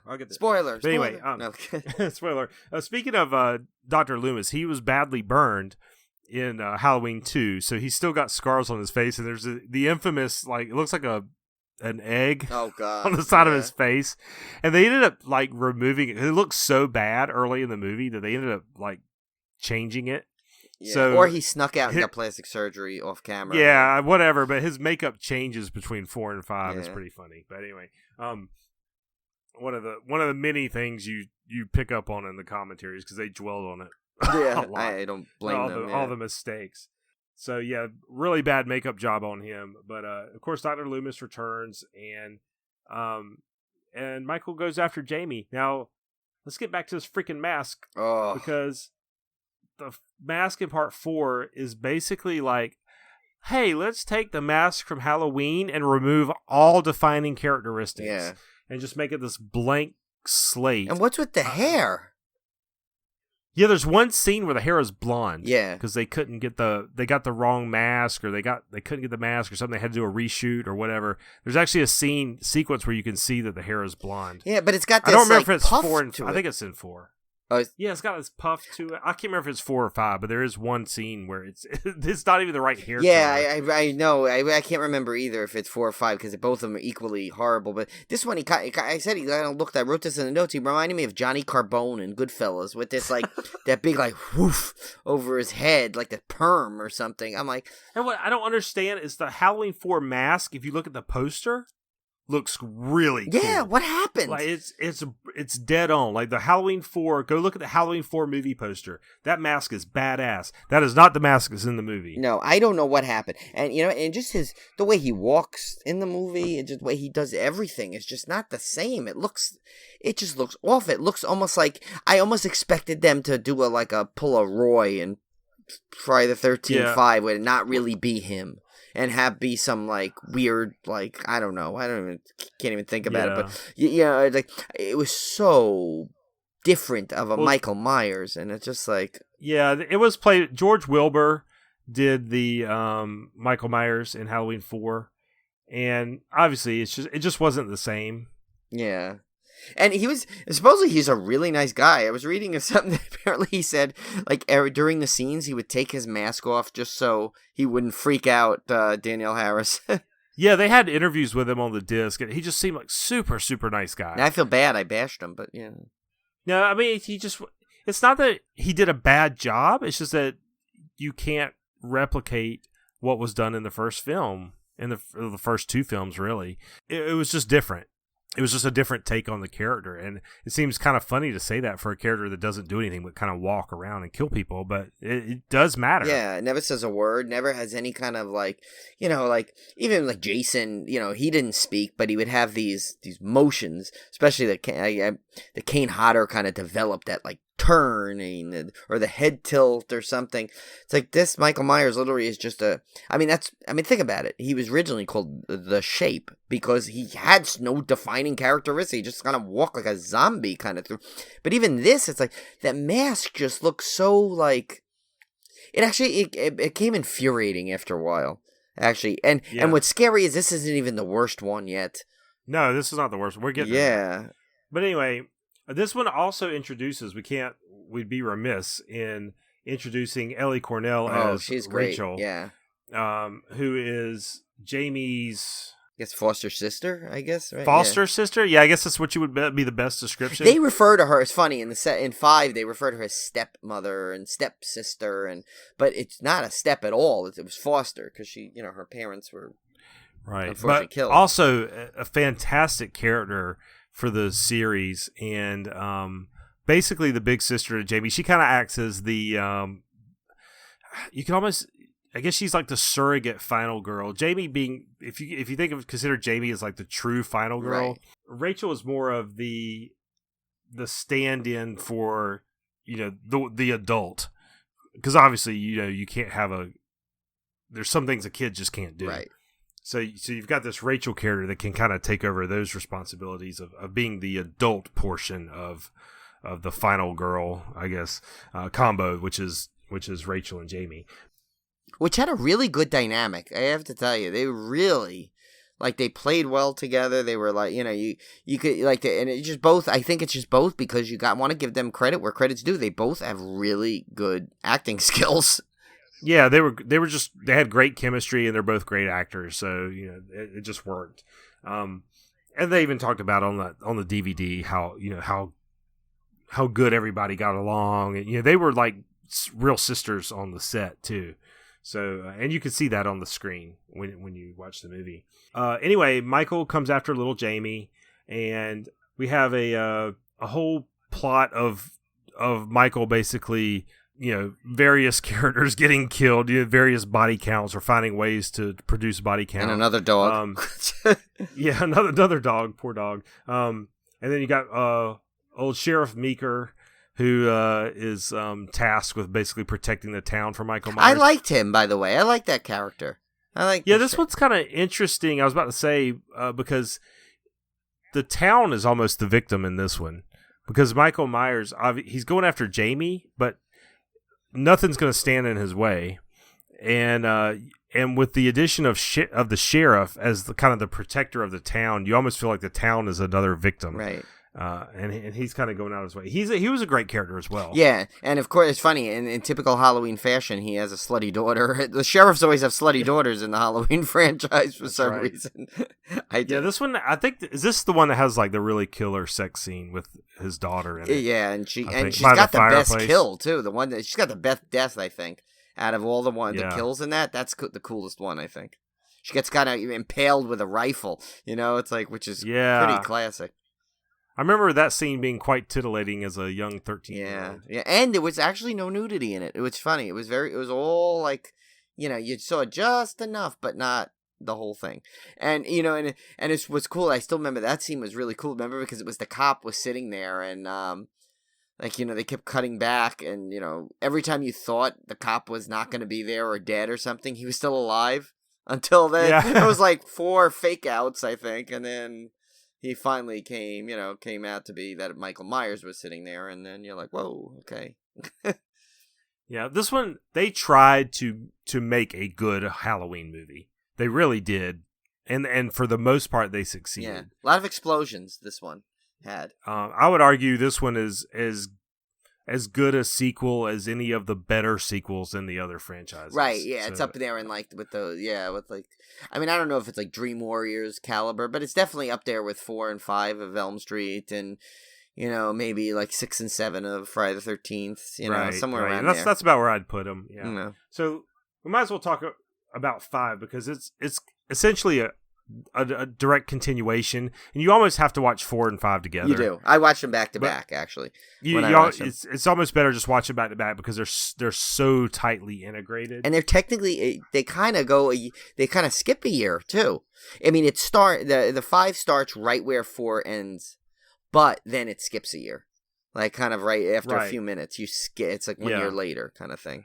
So, spoiler alert: at the end of 4, Michael gets thrown down the mine shaft. Right. Oh, wait a minute. We forgot a big point, which is at the end of 4 is we're led to believe that Jamie is now possessed by Michael Myers with that great scene where you see Jamie at the top of the stairs in her clown costume with a knife. Right. And Dr. Loomis. No! To me, that is my favorite Donald Pleasance moment of any film I've ever seen him in, is that moment where he's at the bottom of the stairs looking up at Jamie. He believes that she's completely been possessed by Michael Myers, and he's screaming, "No!" And it carries on. No! Oh, God, he keeps going. It goes on for way too long. And what's great is that's why, what's good is they keep his character consistent like that into the beginning of 5. Yeah. Oh my gosh. We would have really been remiss in. Yeah, I know. I don't know how I think we just, because we've kind of said it. Why? I mean, 4 and 5 go so close together, hand in hand. Yeah, they just blend. They blend together. You kind of, it's a great ending. It is. And at one point, even Danielle Harris, I read somewhere, she believed that that's where they were going with the series, where she was going to be the next one. Either she was going to be the murderer or she was going to be like his sidekick, which would have been funny. But it's like, that would have been great. It was like the cop and a half, or it's like Mike Myers and a half, Michael Myers and a half. That would have been funny. That actually would be a funny, like one of those Funny or Die things, to be a clip, like, basically there's like the real Halloween 5, Oh, I don't know if you guys can hear it, but it's thundering outside. Oh, is it? We had that last night here in New York. Yeah, setting the perfect tone for my podcast. Must have sent it your way, I guess. Yeah. So anyway, Halloween 5 starts out with Michael Myers basically escapes out of this mine shaft and goes down a river. That looks silly. I'm sorry. It was dumb. And I think the stuntman almost drowned doing that. It just looked funny. Like, it was so set. They're like, okay, climb into the river here, and then just hold your hands together and let it float you down. And that's exactly what it looked like. I mean, it literally looked like he was doing a swim class or something, and they were telling him exactly what to do to learn how to float. But my God, this mask. We got, okay. Yeah. Soapbox time. Yeah. The mask in this movie, I don't know why they made it so freaking sharp. It's like everything's slanted on it. It looks like a little. He looks like Gene Simmons from Kiss. If you look at it, he looks like Gene Simmons. He looks like pointed. Yeah. It's like the mask is like it looks nothing. As bad as some of the other masks are, it looks nothing like the original mask. Yeah, and the whole. In all honesty, as great as the ending was to 4. The beginning of 5 is like the exact opposite. It's so bizarre. Well, I want to say he picks up the mask from that hobo he's living with. Oh, yeah, that's right. You know what? He did take it off. The hobo took it off. Okay, but that's bizarre. That's already, I got a weird thing in it. But then again, why do they have all these versions of this weird mask? Yeah. I mean, why is that like you figure that would be the one mask that's not allowed in that town. Yet he finds it every time he goes there to shop. It's like, hey, guess what? We got one left. There's other people wearing the damn thing. Because you always have these sequels where there's like, oh, that's right. Oh, that's not real Michael Myers. It's the... What was it? Was it 4 or 5 that where they were like 4 of them and they were all standing there? I think it was 4, right? Yeah. Where they had like everyone had it. Why is that not town? They constantly throw it at the face that the town has been scarred by this. Why would they have that mask in stock anywhere in town? But it's so ridiculous. But this opening always got to me because I don't understand this. So you got this hobo guy there. Michael Myers shows up at his door, goes to strangle him, and then passes out. And then in a year's time, this hobo doesn't try and move him or do anything. He's just laying there for a year. It's like, what was he doing for a year? I don't understand it. Well, I mean, was he? Maybe he was lonely. But still, I mean, it's not like Michael Myers. Even when he's awake, he doesn't speak. So what the hell? I mean, why is he? Yeah, that part irked the hell out of me because he's literally sitting there for a year. Then he gets up and kills the hobo right away, instantly. I understand they had to.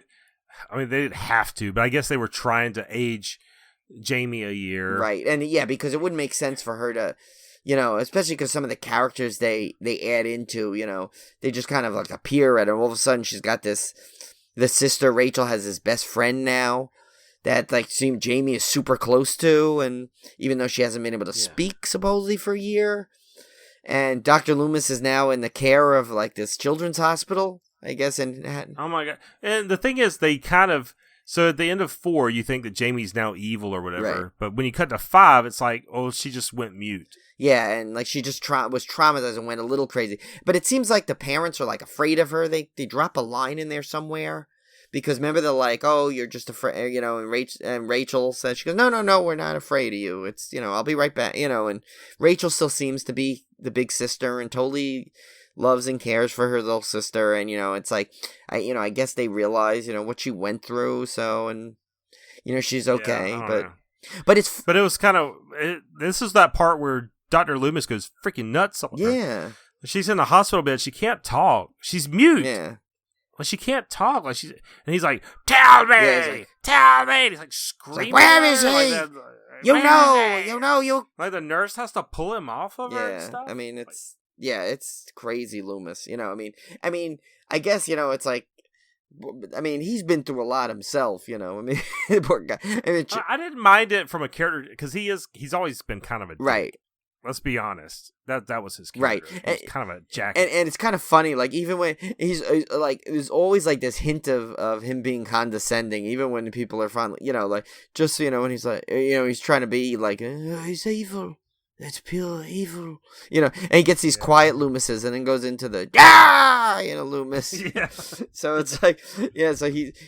That's why Donald Pleasance, as far as I'm concerned, has got to be one of the true treasures that we've had in horror because he's so great, and the fact that he never played it any different. He always played it like he gave his 100% for that character, even through 6 films, and someone of his acting chops and caliber would have left the franchise probably. Oh yeah, and he didn't have to do the first one. He didn't, and he did that. That dude had total cred to just say screw you, I ain't doing this little bunch piece of crap. And look at that, he came back for every one they asked him for. Until he passed away. And you watch the interviews on the DVDs, like everybody loved Donald Pleasance. He's one of the best. One of the true, like I said, treasures that that not just horror fans can appreciate, but any movie fans, anything he's done, he's that level of dedication and skill. So so it's like you almost like it's like and that's the thing. As great as as we get to in the remakes, as great as an actor as Malcolm McDowell is, he's not Donald Pleasance. I'm sorry.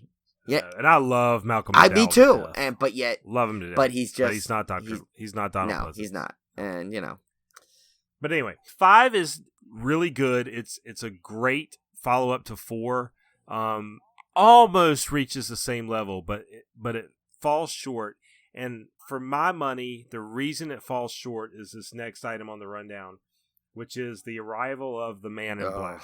God, yeah. So there was, if you watch the behind the scenes stuff, there was a lot of argument between the producers and the directors and the writers and everything. There was a lot of conflict that led to this. But essentially, there was this character, the Man in Black, who we never see his face.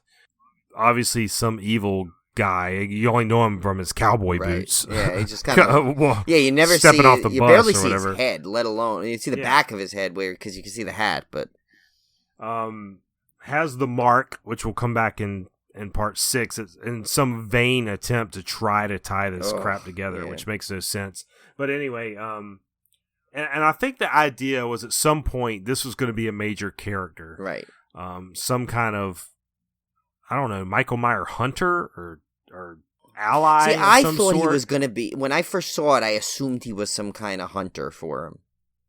Right, like a bounty hunter. Right, that's what I saw, because you just saw him always around, kind of viewing from afar, but you didn't know what he was doing exactly. You didn't know whose side he was on. You just knew he was tracing him. I didn't know. I figured it might have been some kind of like, I don't know. Yeah, like he was somehow, maybe it was like affected by Michael Myers as a kid, and now he's out hunting him, and he was, so he was just waiting for the time he'd return or something. So, which it would have been cool if that had turned out to be, what's his name from the first? Oh, Tommy, movie? Right?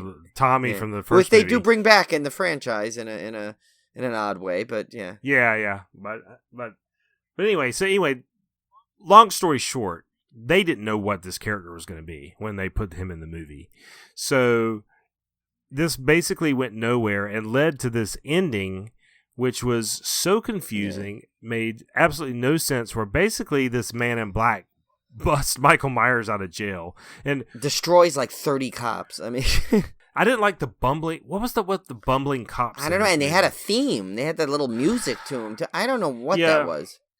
It was another thing that separates this from 4 in terms of not being as high quality. They have this pair of like literally bumbling cops. It's the only way you can describe it. And if you think about it, I think also they kind of ended up going to, they kind of started resorting a little bit to like the typical horror like cliches in there, like the bumbling cops, like the cheap jump scares, a lot of fake outs, we're gonna party, nothing can hurt us kind of thing, woohoo, and then the mistaken boyfriend is the killer, all that stuff. They kind of resorted to that.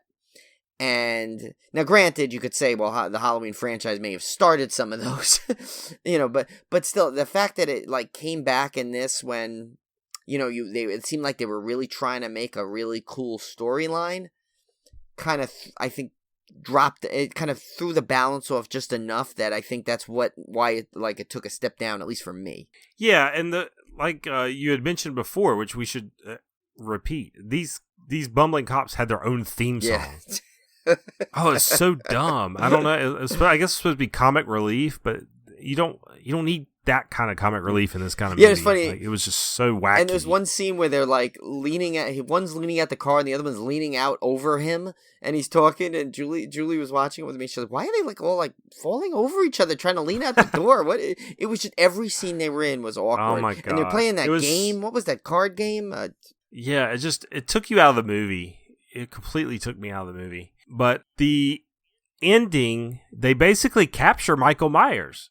They've got him in a prison cell with his mask still on. I didn't understand that either. That kind of looked awkward to me. I'm sorry. But can you imagine? Yeah, I mean, he's just literally sitting there. Like, imagine like putting Jason Voorhees like sitting in a jail. I mean, it just looks awkward with his mask still on. Yeah, I mean, you figure what? Yeah, I mean, it's like, when do they like? Okay, you can argue that his mask is like part of like his weapon, so to speak. Like, it's. When they usually pull someone in jail, the first thing they do is, I mean, if you're going to really put someone in jail, they're going to take mug shots. I mean, can you just imagine? Yeah. I just have this image of him in his mask, like looking sideways and then looking forward, and then, yeah. And his hair's all crazy like Nick Nolte. Yeah. It's like Nolte Myers. Yeah. And I mean, do you think there was a sequence that was cut out where he's standing there next to a couple of other people wearing like other Michael Myers masks and they had to have Jamie go and point? That's him.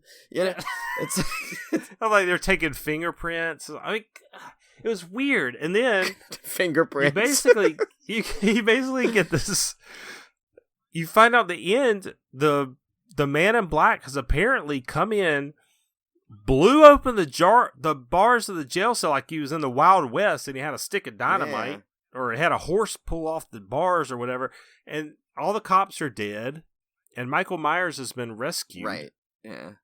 It was just weird, and that's how it ends. It's so bizarre. Do you think they ran out like him holding hand in hand, like running, going, "We're free"?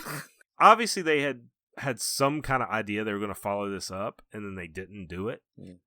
It's definitely one of the biggest WTF endings in any of the especially out of all the major horror franchises. To end that way, I mean, you're like, it's just unfortunate because the rest of the movie is good enough that it would have been a good enough sequel to 4. Right. You want to know how that should have ended? It should have totally ended with everything up to the point where the cop says, "You stay in this car. I'll go check what's going on." They might hear a ruckus, right? And then maybe she just walks in. She follows in like she did. She sees the jail and she sees the prison and him just standing there with the cage open and her standing there. They just stare at each other and boom, cut to black. Yeah. That's the ending you want if you want to, what's going to happen next? Not this crazy thing because it'd be different if literally that character was developed throughout the movie and maybe still. I mean, I guess they were trying to pull a gamble, make it really mysterious, but then what makes it even infuriating now is when the payoff that you got was so bad. In part, when we discuss 6, the payoff is so bad into this horrible, convoluted, just weird mess of a storyline and it's sad that was Donald Pleasant's last bit in it, and it's just like and it is no wonder why they felt they had to kind of wipe out the whole, and it's sad that they wiped out 4, 5, and 6 when 4 and 5 were fine, up to a point, up to right to the end. That last ending. Right. 5 is perfectly solid movie. It's a great sequel. But it's a shame that its reputation has been tarnished, even if it's ever so slightly, by that ending. Right. And they could have even kept 4 and 5 and gone to H2O and explained it as that, Jamie Lee Curtis just, Laurie Strode knew that Michael Myers was going to come back somehow. He wasn't dead, so she intentionally faked her death, let her daughter live in safety, hoping that she would live a normal life without the whole thing. And you could have found out, and they could have somehow come together in H2O. They could have gone so many ways. Oh, man. It'd have been so awesome. many missed opportunities that they could have gone and did it. And I mean, granted, with the way they revamped it with, as we get to with H2O, you'll see, I don't want to go too much into it, but, they definitely put it back on the right track. But, yeah, it's a shame that, you had to basically lose the brilliance Jamie Lloyd character because they messed it up. Here's the problem to me with the Halloween franchise, and it's a problem actually with any of these big horror franchises, is that at some point the studios are making the calls as to what's going to happen. Excellent point. You don't have this one artistic vision that's going to keep this character solid throughout. Now, in the case of Halloween, you got Mustafa Akkad, who is, I guess, the caretaker of Michael Myers, who was kind of the guy that basically kept getting Halloween movies created. Right. And he was, to his credit, he was very protective of the character. But at the same time, he did not have the vision of like a John Carpenter or somebody. He was ultimately about making money, let's be honest, and putting out films. So while he was protective of the character, it was more from a business standpoint than an artistic standpoint. Right. Because that's what he was. He's a producer. Yeah. However, one that isn't is the Hatchet series. I mean, Adam Green didn't direct the third one, but he was part of it. And so, now that he's back to directing, Victor Crowley, there's one that's, I mean, granted, it's not the same type of franchise really, but at least it's, he's got, I mean, that's now 4 films in there and they're all pretty solid and they're all, keep the same formula going and the same type of thing. And that's why people love him. So far he did not make the mistake yet.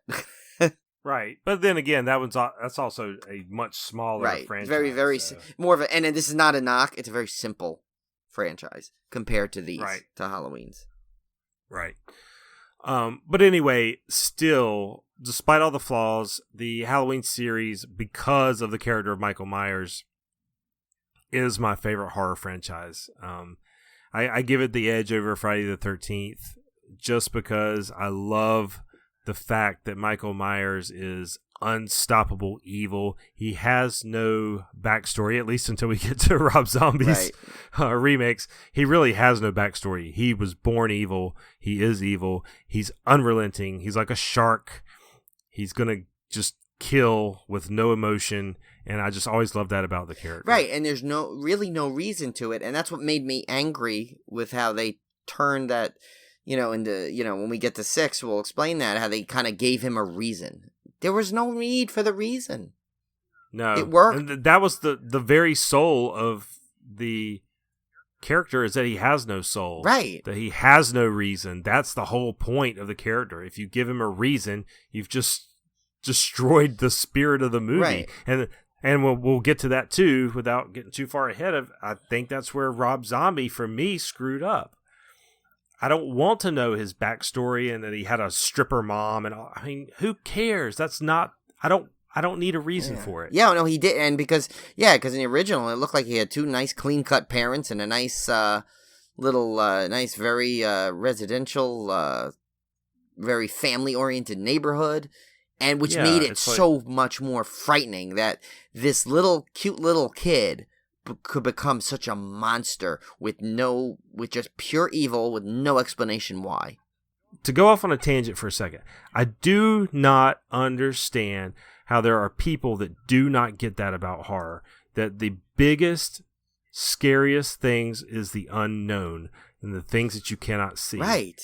And they over-explain everything, and you've got these supernatural movies that show the freaking CGI ghost, or it shows the ghost kids. I'm like, don't show it. It would be so much scarier if you didn't show it. And they just don't get it. I don't know if it's because you're pandering to an audience that demands answers, or I don't know. I just can't imagine that an audience would walk out of a movie thinking that the CGI, stupid-looking, crap special effect monster, they're going to be more disappointed that you didn't show that than that you did show it. Maybe they are. Maybe they're like, well, they didn't show the monster, so this movie sucked. Yeah. I don't know. Maybe most horror fans are like that. I'm not like that. No, that's why I love the original Blair Witch. You didn't see anything. And it was all in your head, all in your mind, what you might have seen. And they did it so well that you almost might have thought you saw something at certain scenes, and you didn't see anything. And that's why the remake, it was still good, it was not I guess not a really remake technically. I guess they kind of tied it in. It was basically a sequel. And they showed stuff in that, and it wasn't the same. Because you don't need to see it. Yeah, it's creepy and everything. Like, ooh, that's creepy. But how they always say, oh, it's always more worse in your mind than what's actually in reality. Well, when you do a whole movie based on that, and you're sitting there for an hour and a half full of nothing but the most horrid things you could think of, because you're just given just enough to kind of spark those thoughts in your mind. That's the best part about horror movies. When you start doing these, too many cheap, and now granted, jump scares are fine when they're used properly, but when you start just doing cheap scares, no, that's when it kind of goes off for me. It's not the same. Yeah, everything seems like these days, everything has to have an origin story. I have to know how it happened. Why can't you just start a movie where this is the guy, this is what he does, and that's it. That's all you need to know. Yeah, exactly. You don't have to know why he did it. I mean, is every person on the street, you ask their whole freaking life story to find out why they're, It's like, you, sir, with the coffee. Why are you standing there drinking that coffee? Yeah. Why are you in this coffee shop? Why are you why do you work at an engineering firm? Right. Who cares? He works at an engineering firm. Why can't that be enough? It's only going to get worse at some level, because with all social media and all these outlets, and everyone's got to know why, and everyone needs information. It's only going to get worse. We need to have brave filmmakers that are just say, well, forget it. So anyway, yeah, just before we wrap up, because obviously this is actually a much longer show than I expected.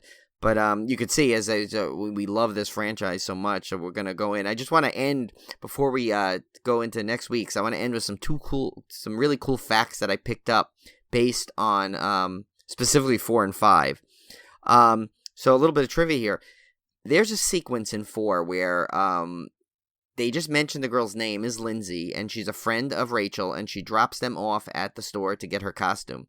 Apparently, they were going to eventually reveal that as Lindsay Wallace, from the first one, cool. Which would have been a nice little kind of nod, to the franchise. So, but they never really developed her character. I guess they just cut it out. I think she was supposed to appear later on a little bit more, but would have been neat to see that. But, I get it. It was cut due to budgetary reasons. And, that movie was not cheap, I'm sure, for horror movie standards. They did have that big explosive scene at the gas station. And, obviously they ran out of money even for the mask, as we know. But and another cool fact is, and I completely forgot this. I had mentioned part of this when we did Friday the 13th and Nightmare on Elm Street. 1989 was the only year to feature the release of those big 3 franchises. There was Part 8 of Friday the 13th, Part 5 of Elm Street, and Part 5 of Halloween released in the same year. Cool. What a year. We joke and we talk about 86, but look at that. For horror franchises, 89 had 3. And it's so funny because Friday the 13th was up to 8 at that point. Nightmare on Elm Street and Halloween were only at 5. And it's funny because Halloween was only at 5 when it came out 2 years before Friday the 13th. It started, but yeah.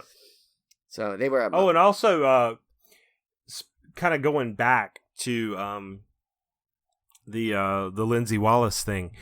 If you can track them down, which are kind of hard to find these days, but if you can ever track down any of the old Halloween comics, they even had some graphic novels that had the collection of the comics. There were several different stories. There's one called The First Death of Laurie Strode, was a series. There was one called The Devil's Eyes. Those like a devil's eye. Devil's eyes. Play on but they have some of those characters return and do things that you would have wanted to see in the movies, but they did it in comic form. I've read them, a few of them, a couple years back. They were really, really cool, but kind of hard to track down. But if you can find them, definitely check those out because it's cool if you want to see like some of those returning characters and what happens. So see, and you know what? Now what they could do is you know how we were saying we don't need the origin, we don't need all these, with so many forms of media between, where you can literally pick out your phone and play a video game on it. I mean, that, I'd love to see more, them do that, like concentrate on the films being the films and continuous stories, and maybe do some of those other side things for, save it for other type of media. Like, how cool would that be to have like an original video game based on the Halloween franchise where you can, like, it's a 2-player adventure game where one person's Tommy and one Wallace and one person's Lindsay. Oh no, sorry, Lindsay Wallace and one's Tommy. Right, Tommy? What's his last name? Tommy Lee Wallace was the real guy's name. Yeah. Whatever Tommy was, whatever. Tommy and Lindsay. Whatever. Imagine them and they're like literally hunting down Michael Myers or trying to escape from Michael Myers or something like that. Or I would take comic books is probably the best format to do those alternate things, like kind of like what they did with Buffy. True, yeah, that's probably the easiest, Buffy. But, yeah. It's probably the easiest, but man, I'd love to see like some novels, some spin-off novels would be cool. Yeah, let's get that expanded universe going for Halloween. Yeah, exactly. And I know there's been comics where they brought, Ash versus Pinhead versus Freddy versus whatever. But I'd love to see that kind of stuff in other media formats. That would be really cool. Maybe Civil Gore will make their own like fan fiction series. We'll start releasing them. That'll be good, right? Yeah. Well, when all that podcast money comes rolling in, we'll invest it and. Yeah, maybe one of these days. But anyway, we've run long, so I guess we'll wrap it up. We'll be back next week with 6 H2O Resurrection and the 2 Rob Zombie Halloweens.